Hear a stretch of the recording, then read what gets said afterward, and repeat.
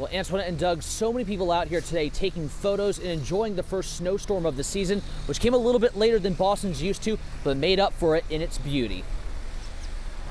The holiday season may be over, but Boston was walking in a winter wonderland this morning before the sun could even rise. I just love snow. It makes me feel like a kid again. It's like having a snow day. The winter conditions and lack of school bus drivers shutting down Boston public schools for the day, but the snow and ice not enough to stop runners from getting in their miles. I usually get up and go run in the morning. It's the first time it's been snowing all year.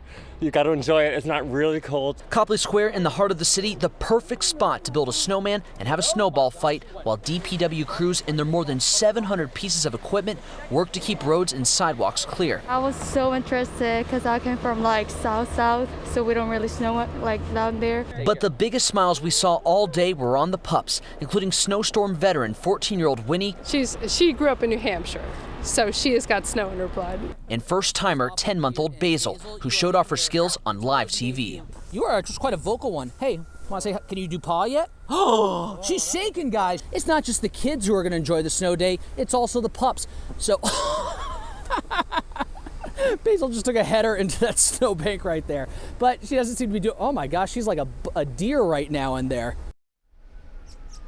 So everyone, your homework for today is to find something that makes you as happy as snow makes Basil happy. Reporting in Boston, Matt Reed, WCVB News Center 5.